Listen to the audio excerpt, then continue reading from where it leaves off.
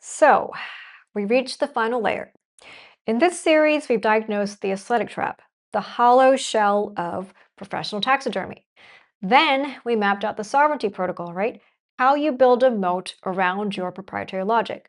Now, today, I want to talk about the part that usually stays in the shadows, the part that the professional branding industry doesn't really have a framework for, the internal cost.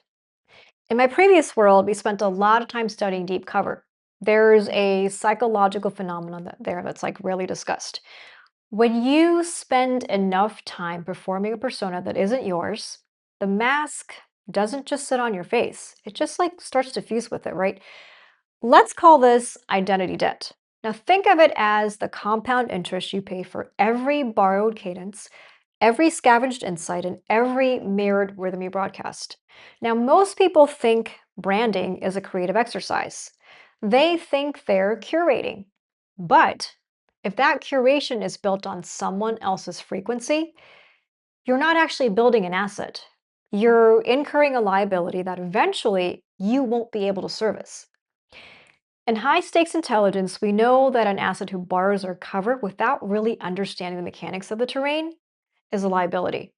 And it's not that different in the professional world. You're basically broadcasting a signal that your internal infrastructure cannot support. Okay, so let's look at the mechanics of the scavenger economy.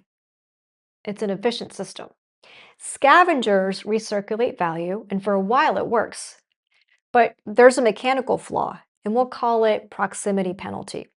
So the closer an imitator gets to the source, the more their own value begins to evaporate. Think of it as that resolution mismatch I mentioned earlier. So at a distance, the mirror looks convincing. The font is right, the quiet luxury palette is there. But as you get closer to the person who actually authored that logic, the static becomes deafening. The people you're actually trying to reach, the power players, high net worth clients, they have a biological sensitivity to that static. So they're not just listening to your words, they're measuring the depth of field. And they're looking for the information shadow, the weight behind the words that proves the speaker has actually been in that room where the door was locked. And when they pull a thread on a borrowed brand, they don't find a foundation, they find a void. And the tragedy is, well, the imitator knows this. They operate in a state of signal anxiety. And it's less the fear of the room as much as the fear of the gap. And they're preoccupied with the gap between the borrowed script and the actual requirement. When you're managing a persona rather than a strategy, your primary concern isn't whether the logic actually holds. It's actually whether the script will last as long as that meeting. And honestly, it's a very exhausting way to advise. You're essentially running a high stakes operation on an empty battery, and you're hoping that no one notices that the light is flickering. Now, in humans, there's a risk called identity drift, and it happens to officers who stay undercover for too long. When you spend every waking hour thinking, how would my character react to this? Or what would my character say here? You begin to lose access to your own primary data. You start to forget what your own unvarnished instincts look like. And this is exactly what's happening in the professional market today. Intellectual displacement. You're not just adding a layer to your brand, you're actually displacing your own foundation to make room for someone else's logic. You're clearing out your instincts to install a strategic operating system that you actually didn't build. So think about the sheer cognitive load of that. Every time you go to speak, you have to run your own thoughts through a filter. Does this fit with the rhythm? Is this like the right level of brevity? You're not really thinking about the problem anymore. You're thinking about the performance. And that's where the real damage happens.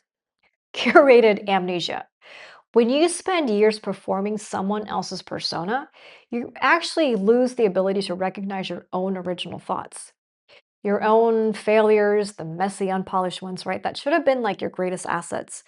They get buried because they don't fit the elevated persona you've rented.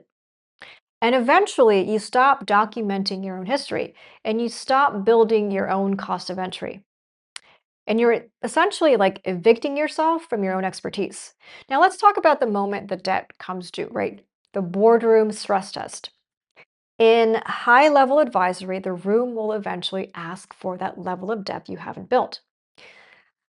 They'll ask a question that requires architecture, not just an aesthetic.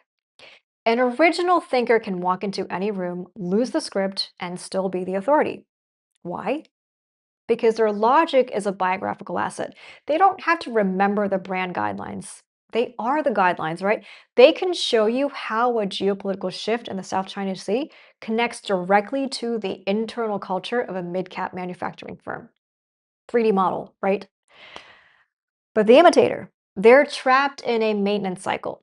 So when the variable shifts, when the geopolitics change or the supply chain breaks, the imitator has to look back at the source to see what they should think next.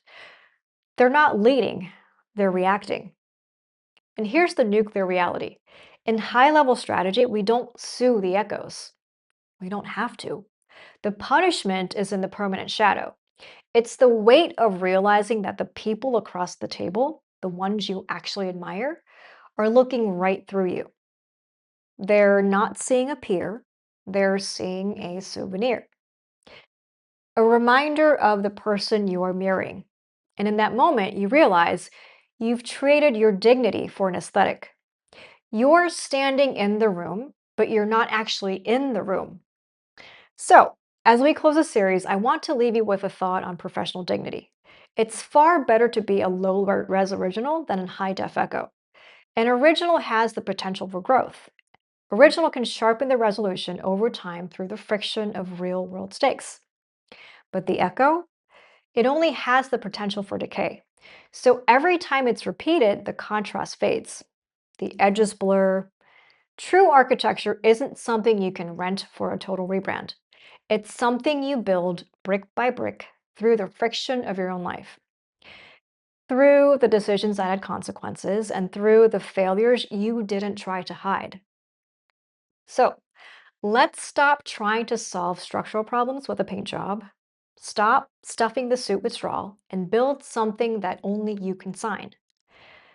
Because the people who actually run the room, they're not looking for a mirror. They're looking for a sovereign. I'll see you next time.